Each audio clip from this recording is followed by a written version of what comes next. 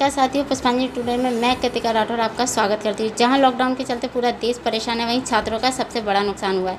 Regular classes बंद हो गई हैं। वहीं प्रयास कैंपस ने एक नई पहल की है, ऑनलाइन क्लासेस चालू करके वो छात्रों को पढ़ाने की, छात्र जिससे पीछे ना रहें।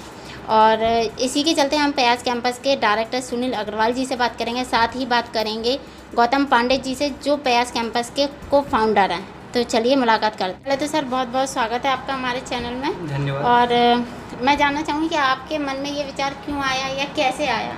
एक्चुअली ये विचार आज का नहीं है, मैं उस समय भी काम कर रहा था जब क्या होता था कि कुछ बच्चे जो कि पहले से ही जॉब में, गवर्नमेंट जॉब में या फिर कुछ एमआर की जॉब कर रहे हैं, कुछ मिलिट्री में हमारे बच्चे थे, वो चाहते थे कि कहीं ना कहीं वो अपनी जॉब के साथ साथ पढ़ाई भी अपनी सुचारू रूप से करते रहें, जिससे उनका प्रमोशन हो जाए, आगे अच्छी पोस्ट पर पहुँच जाएँ। तो हम 6 महीने पहले से भी एक बैच लेके आए थे जो सिर्फ उन बच्चों के लिए था जो कहीं ना कहीं एमआर की जॉब कर रहे हैं। दिन में वो कोचिंग ऑफलाइन नहीं लगा सकते, तो हम नाइट बैच चलाते थे। साथ ही साथ जैसे कि अभी परिस्थितियाँ आप सभी ने देखी हैं कि लॉकडाउन के समय में अभी कोचिंग संस्थान बंद हो गई हैं और शिक्षा जैसे कि देश की रीढ़ की हड्डी है, तो कहीं ना कहीं बैकबोन जो है वो टूटनी नहीं चाहिए। तो हमने सुनील सर से और हमारे एक और साथी हैं अभिषेक राजावत जी, उनके साथ मिलकर इस चीज़ पर चिंतन किया। तो जैसा कि ऑनलाइन एजुकेशन में बच्चों तक हम अच्छे से उनके घर तक शिक्षा पहुंचा पा रहे हैं, तो ये जो विचार था हम लोगों ने इस पर चिंतन किया, बैठकर बात करी और फिर इस पर हमने अपनी शुरुआत की, जिसका आज बहुत अच्छा रिस्पांस आ रहा है कहीं ना कहीं। तो सर क्या प्लानिंग है आपकी छात्रों के लिए? जैसा कि सर ने बताया कि ऑनलाइन क्लासेस पहले उन लोगों के लिए प्लान किया गया था जो ऑफलाइन क्लास नहीं ले पा रहे थे, लेकिन लॉकडाउन के चलते, इस कोविड-19 महामारी के चलते हम लोगों की प्लानिंग ये है कि बच्चा गांव में रह रहा है या शहर में रह रहा है, उसकी पढ़ाई अवरुद्ध ना हो और पढ़ाई के साथ साथ उसे बेहतर मटेरियल मिले। हम लोग दिन रात मेहनत पर लगे हैं, पीपीटी बना रहे हैं, पीडीएफ बना रहे हैं, टेलीग्राम के माध्यम से, व्हाट्सएप के माध्यम से बच्चों तक पहुंचा रहे हैं, समय पर टेस्ट ले रहे हैं।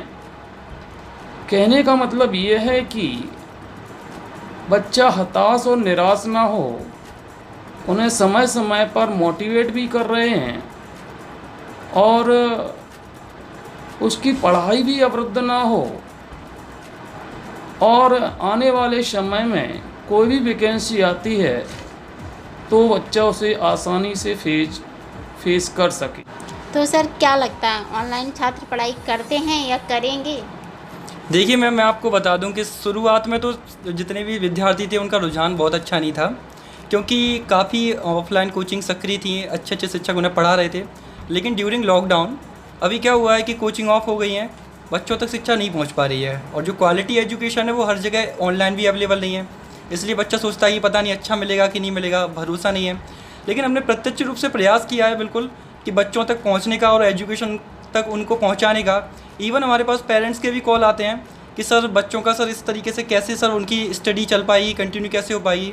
तो हमने भरपूर प्रयास किया और बताया, और उसके बाद जब बच्चों ने क्लास ली तो उन्होंने पाया बिल्कुल कि ऐसा बिल्कुल भी नहीं है कि आप ऑनलाइन पढ़ रहे हैं तो आपको ऐसा लगेगा कि आप शिक्षक से डाउट नहीं पूछ पा रहे हैं या आप शिक्षक के टच में नहीं है। बिल्कुल भी ऐसा नहीं है। पर्सनल अटेंशन में 24/7 मिलती है। कहीं ना कहीं बच्चा कॉल भी करता है सर बाद में कि सर हमें ये चीज़ नहीं समझ में आई, तो हम उसको पूरा प्रयास करते हैं। तो बच्चा समझ रहा है और धीमे धीमे हमें लगता है कि उसका रुझान बढ़ेगा। और जैसा कि रिस्पॉन्स आया है, हमारी क्लास 1 महीने से चल रही है कि अच्छा रिस्पॉन्स है, बच्चा पढ़ रहा है और उनकी काफ़ी संख्या में वो चीज़ समझ पा रहे हैं।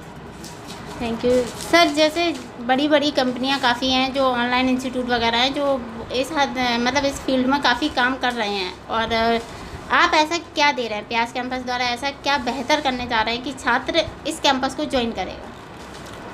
हमने देखा है भारत में भले ही बड़ी बड़ी संस्थाएं हैं जो ऑनलाइन क्लास में सक्रिय हैं, अभी से नहीं बहुत समय से सक्रिय हैं, लेकिन हर बच्चे की पहुंच वहां तक नहीं थी। कारण ये था कि आर्थिक रूप से हर बच्चा इतना सक्षम नहीं है कि उनकी फ़ीस दे सके। हम कम से कम फ़ीस में उनको बेहतर शिक्षा प्रोवाइड करा रहे हैं। दूसरी बात ये है कि जो छात्र वास्तव में बहुत ज़्यादा आर्थिक रूप से कमज़ोर है, उसे हम फ्री एजुकेशन दे रहे हैं, जो कोई भी संस्था ऐसा कार्य नहीं कर रही है। हम समय समय पर छात्रों का मूल्यांकन करते हैं, टेस्ट सीरीज चलाते हैं, PDF देते हैं टेलीग्राम के माध्यम से। इसके साथ साथ बच्चे से प्रत्यक्ष रूप से अटैच रहते हैं। हमारी यही सारी जो है विशेषताएं हैं, जो कि बच्चे हमारे जो प्रयास कैंपस है, प्रयास कैंपस की ओर आकर्षित हो रहा है।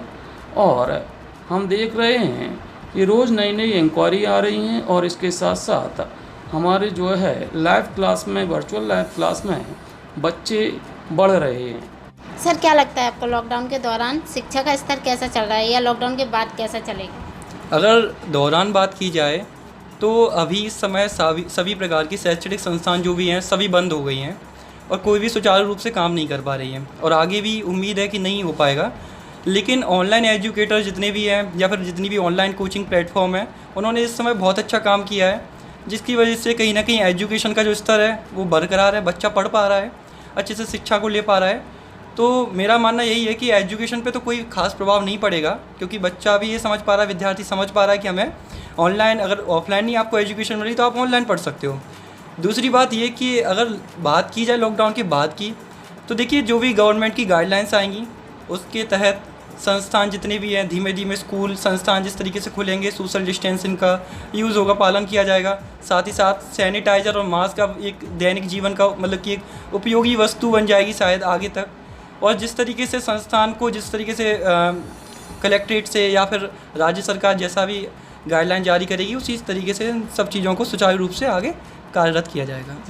तो सर, छात्रों के लिए आपका क्या संदेश है? हमारे प्रिय छात्र जो घर पर रह रहे हैं, उनसे मैं यही कहना चाहूँगा कि यह गोल्डन टाइम है, आपके पास समय ही समय है। आप जो है दिन रात पढ़िए। हमारी संस्था अर्थात प्रयास कैंपस जो भी संभव सहायता हो वो आपको देने का प्रयास करते रहेंगे, और आपको समय समय पर स्टडी मटेरियल उपलब्ध कराते रहेंगे। तो जैसा कि हमारे सुनील अग्रवाल सर ने कहा और गौतम पांडे सर ने कहा कि घर में रहें, सुरक्षित रहें, लेकिन ऑनलाइन पढ़ाई करते रहें। तो इसी के साथ धन्यवाद।